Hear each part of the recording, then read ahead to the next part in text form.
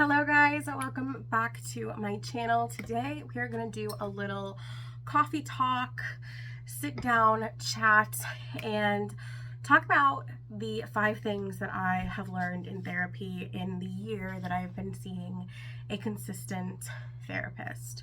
These are the 5 biggest things, the 5 themes that keep coming up over and over again, that even little things kind of fall under these 5 different categories, and they have made the most significant difference in my life and realizing what things I need to work through, what things I need to take more time and spend a little bit more in a certain area, and realize that I am the way that I am because of these specific things. So I am not only going to tell you the things that I learned, but how I learned them, because I think that's just as important as like recognizing that you have learned a lot in therapy.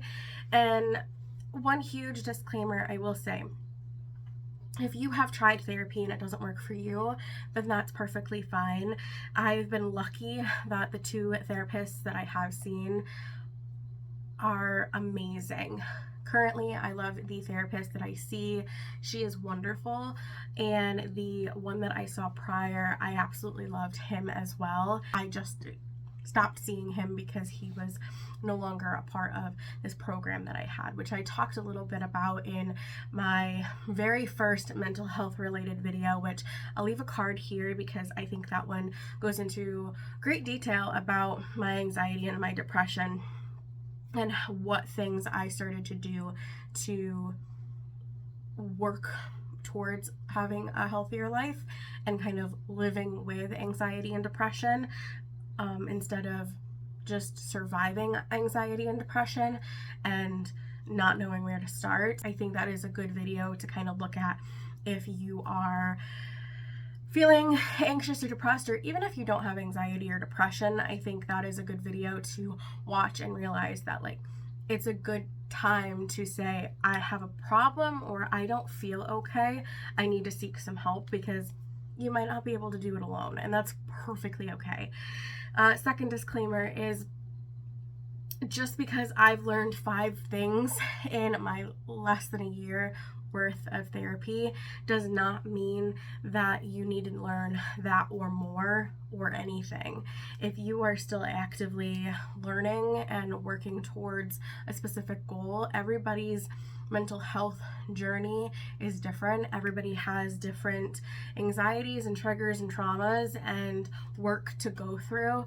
God, when I started therapy, I didn't even realize that my biggest meat and potato reason for problems is my very first thing that I learned, that I will talk about in a little bit. I didn't even know that. Like I didn't know that at all, and I didn't realize that something that I really didn't think about all that often made such a big part of my life, like was such a big part of my life. Just because I've learned something and you haven't, or you have way more things that you have learned and I don't, doesn't mean that there's anything wrong with you in any facet.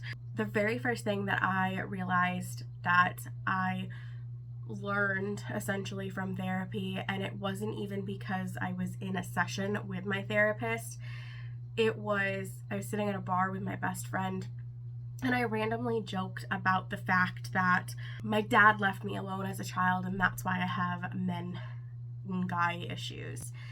And I stewed on that for a minute, because like there was something in me that just was like a sense of relief. It was like a ding ding ding ding ding moment. And yes, that is the reason that you have problems with men and even friendships and relationships, because I didn't grow up with having my biological father in my life, and I have that little bit of fear of abandonment, because essentially he abandoned me as a child, and I didn't grow up with that other parent figure. I learned in a therapy session with my very first counselor, he had stated to me that even though I didn't know this person, I am connected through them through DNA. A part of my DNA is not in my life. Therefore, I have a chemical in balance because they're not here. You've lost out on that mother or father figure who is so prevalent in your life, so important to have. Biologically, you're supposed to, that's how it works. And I didn't. And that is why I do have problems with fear of abandonment, feeling unwanted, because I wasn't wanted by him. And I have a fear of rejection because it feels as if I was rejected by my own flesh and blood. That might seem crazy, but it makes so much sense to me. And once I realized that, I realized so many other things started to unravel, like DNA almost, that these things started to unwind, and the other problems I was realizing were all connected to that one. I'm missing out on a relationship with my biological father because he wasn't there, and therefore I am constantly questioning my relationships with everybody. I'm constantly second guessing myself and them and what their real intentions are, and if they're gonna leave, and feeling unwanted and undesirable from different avenues. And it's not just romantic, it's not just with men and with dating, it's even through friendships. I've had plenty of friendships dissolve throughout the years that were fundamental friendships. And realizing now as an adult and working through therapy, it was because of that fundamental adolescent, infantile part of my childhood I missed out on, and that's the way that why I am the way that I am now. So I've never felt more aligned with a thought and an idea than that moment in time when I made that silly little 2-second joke, and it's made such a difference in the way that I look at myself, because I'm able to connect it back to that. Doesn't mean that I use it as an excuse every time a relationship doesn't go well or I'm overthinking or anything like that. I just take it back to that moment and, all right, yep, that's why I think that way. That's why I feel that way. And once I realized this about myself, I got a sense of confidence and realizing and being aware of other issues. So I was able to come to this idea through being able to freely talk with my therapists and being able to have an outlet to just speak into, not even be coached through something, not really being asked much. It was just a matter of I'm able to talk this out. I was able to do this on my own free will and time, and then be able to talk about it and then be able to say, well, yeah, that's a very real thing. That makes a lot of sense. Here's why that makes a lot of sense. Number 2, I have an anxious attachment style, especially when it comes to texting. I am a very anxious texter. I always have been, even when I was a kid. I get so excited talking to people and wanting to have that communication. That constant communication is completely important to me, within reason. I know people work, like I'm aware of that, but I am like the type of person, and my job, I'm able to text throughout the day, so I don't have that like chance to be away from my phone like other people are, and so I'm constantly on it, and it enables my anxious texting behavior. I'm in constant need of validation and reassurance because of reason number 1, anxiously awaiting their responses, and I still do that to this day. Like if I especially am really excited to have a specific conversation with somebody, I am constantly wanting to talk to them and just like get the immediate response. I don't want to have to wait to think about what you're gonna say, because essentially it's just gonna lead me into a anxiety spiral and overthink everything, and I pretty much have already thought of every response you could give, mostly bad but some good, and I just want to get it over and done with. So ironically enough, I learned that there was even this type of anxious attachment style because of some Instagram reels that I've watched. There's one specific TikToker, content creator that I like. I saw one of her videos and I was like, oh my god, that's me. Like, that's bad. I didn't realize that that was a thing. I didn't realize that there was a name for it. I didn't realize that there were so many people like me, which is honestly really refreshing. Not knowing that I'm not alone and the only anxious, crazy texter.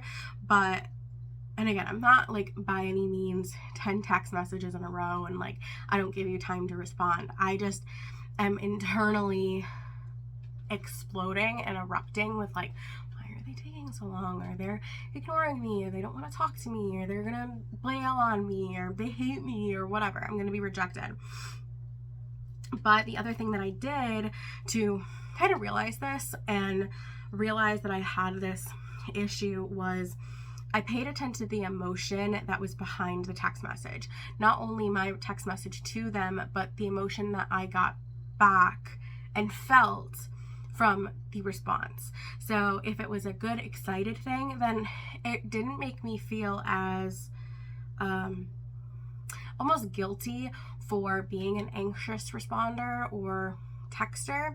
But if it was bad or it didn't go the way that I expected it to, then I noted that. I kind of like put a file folder in the back of my head and was like, oh, this is a problem. This is essentially a red flag, but on me, of I walked into this conversation having expectations. This person didn't meet the expectations that they don't even know that they need to meet for me.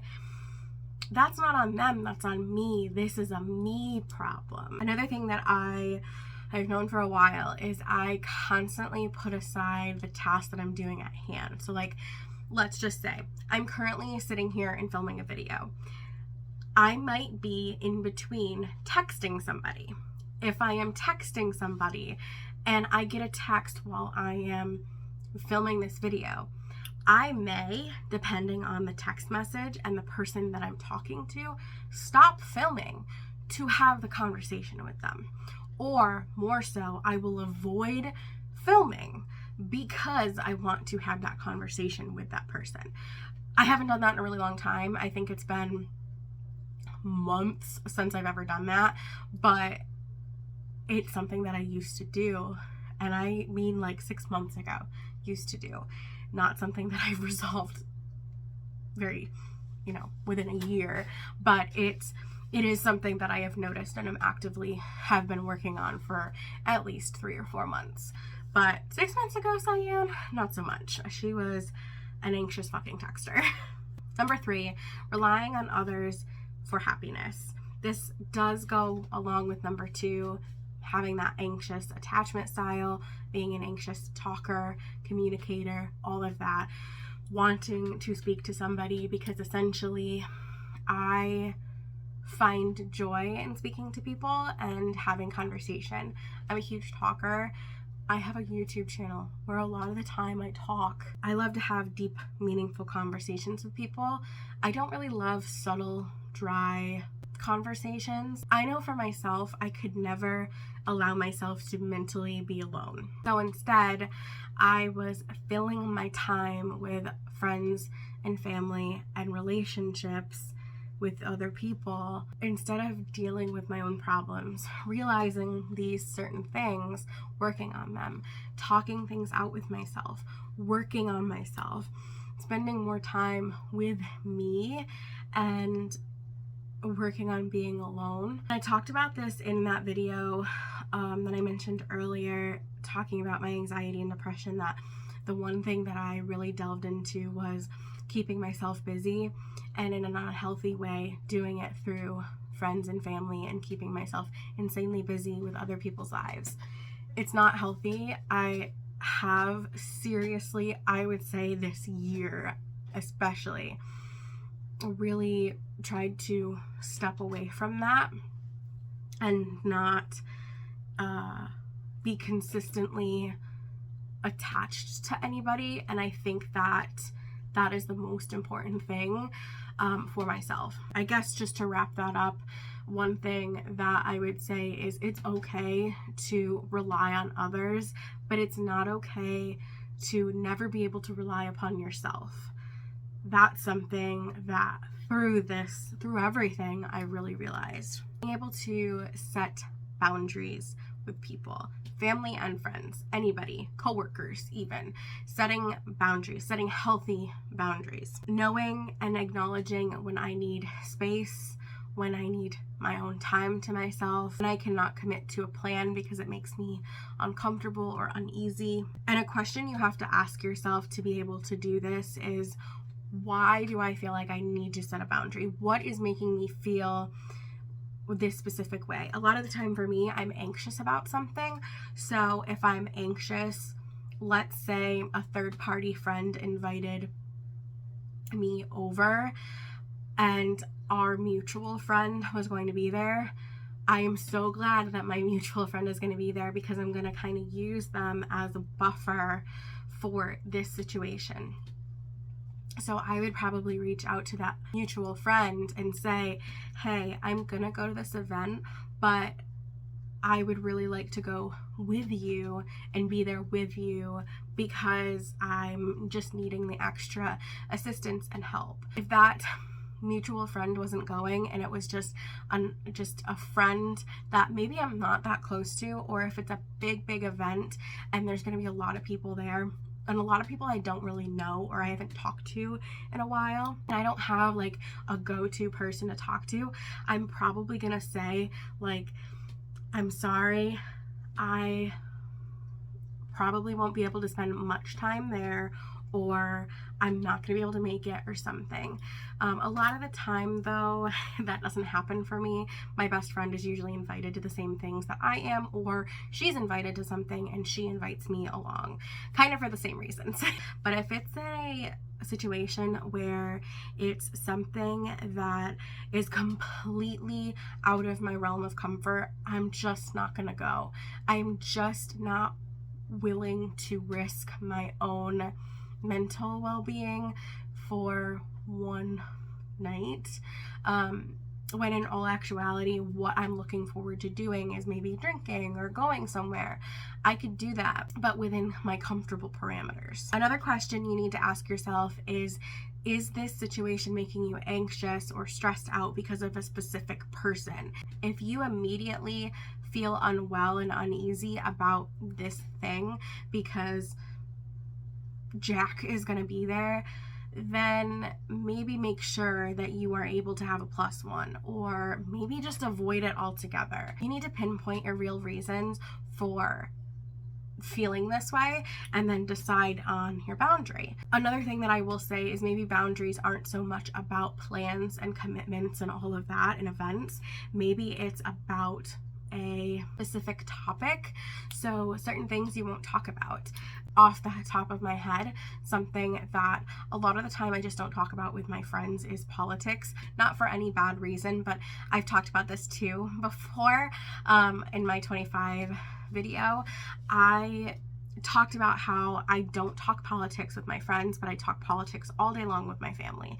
And that's not anything wrong with my friends or my family.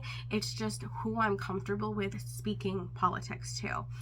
I, in the reverse, would never talk to my grandparents about my sex life, but I would all day long with my best friend. So picking and choosing the type of conversations that you have with people, and if politics is a heavy topic and not so comfortable for you to talk about, then don't talk politics with specific people, and state it in a way of saying, I am so happy that you want to have this conversation with me, but right now is not the right time to do it. Or, I'm sorry, I do not want to have a political conversation with you because I do not feel like I can fully have a comfortable conversation with you. I leave every time we have these conversations, I leave with feeling uneasy and angry and upset and so on and so forth. And then the last one is just knowing when you need to remove yourself from a situation. If you feel anxiety, for me, if you feel, or for myself, when I feel anxiety coming on, I step away and I step back. I reevaluate and I remove myself from a situation. If it's a specific conversation, or maybe you're in the room with somebody and they're arguing with somebody else and you feel uneasy with that, remove yourself. Just take yourself out of the situation. Whether it's leaving fully, or you can step into another room, put your earbuds in, whatever it may be. That's how I handle those not so fun conversations and situations. You have to advocate for yourself. This is when you no longer, especially as an adult, but even as an older teenager, you have to advocate for yourself. You are a grown adult. You need to speak up for your feelings, your thoughts, and what you're comfortable with. If you're not comfortable being in the same area and vicinity as people screaming and yelling and talking about politics and how they're raising their animals and having all of these, things, and you were like, oh, I'm so overstimulated. Not staying there is not the option. It's speaking up or removing yourself, or you need to, at the end of the day, advocate, because nobody else is going to do it for you. At least you shouldn't expect them to. All right, and number 5, and probably the most recent thing that I am very thankful that I can say that I've learned, and I'm actively learning this one, is I'm learning to trust and believe in my mind again. I'm able to recognize when my anxiety and depression are heightened.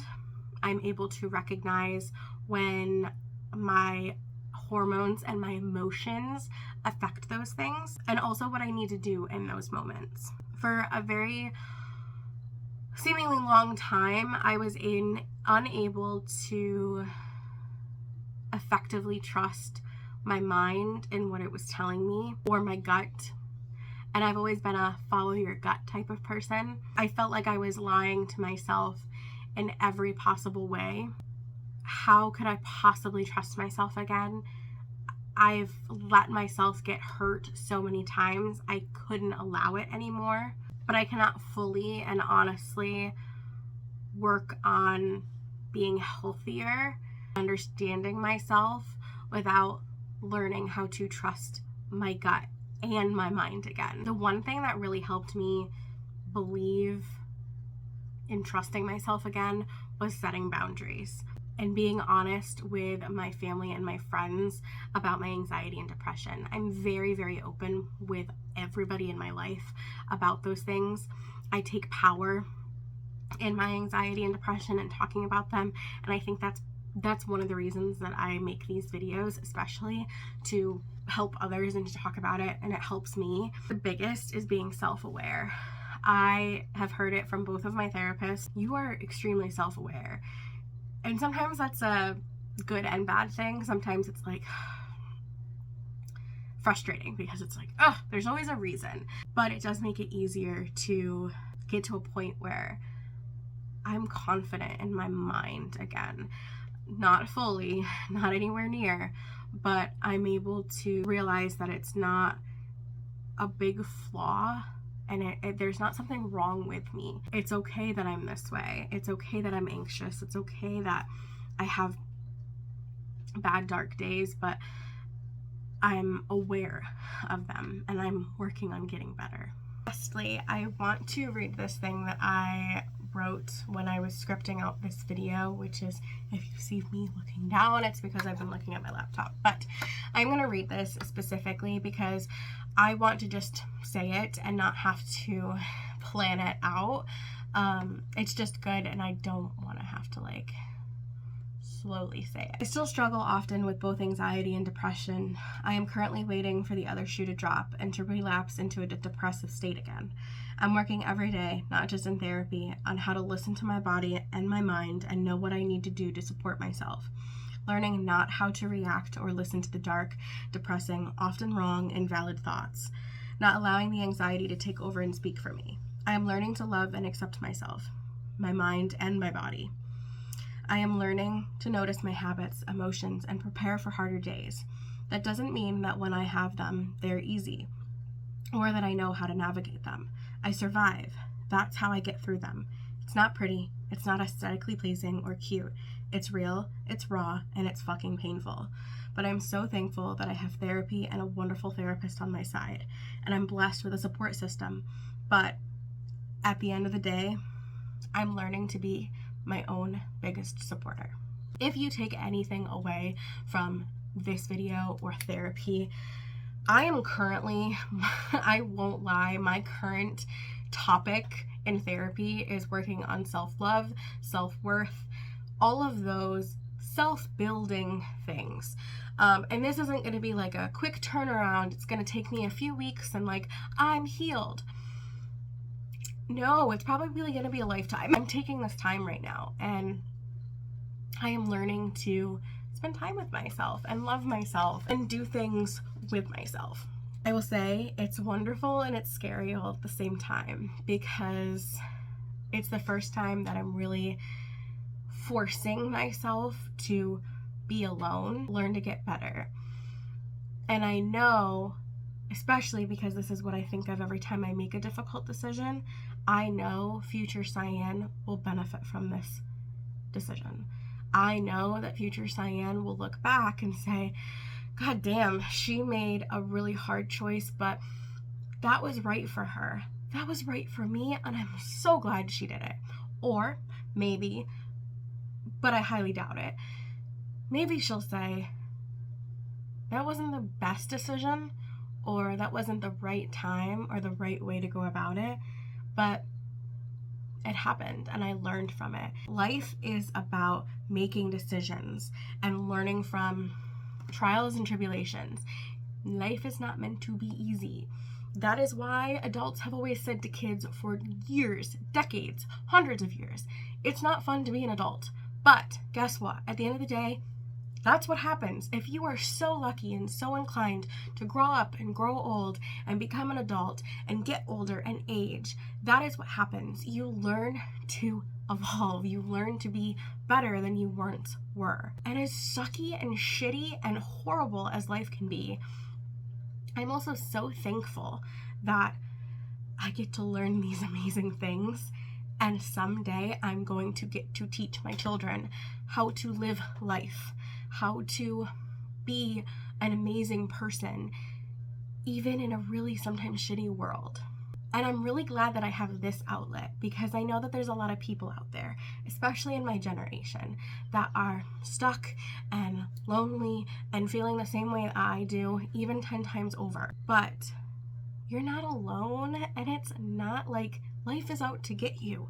It's just life. At the end of the day, you need to pick yourself up by your bootstraps and learn to live. Learn to be your biggest supporter. And that's what I'm doing right now. I'm being my biggest advocate. I'm being my biggest supporter. I am being my own person. I've always said that I've wanted a person, but right now I need me as my person. I really hope you enjoyed this video. It was very different for me to film, and I haven't talked like this in a while, so I hope you guys enjoyed it. Hope it wasn't too boring. I hope you got something out of it. I hope that it was helpful. If you would like, and there's no pressure at all, let me know in the comments what is something that you've learned in therapy. Or if you want to message me on Instagram and tell me what you've learned in therapy, my Instagram handle is @lifeofsy. Go follow me over there and let me know what you've learned. If anything, just be open to learning, being aware of yourself and your surroundings and the things and the decisions that you make and the things that affect your emotions. I think that's the most interesting part. Thank you guys so much for watching. I hope you have a wonderful life, and I will talk to you very soon. Mwah.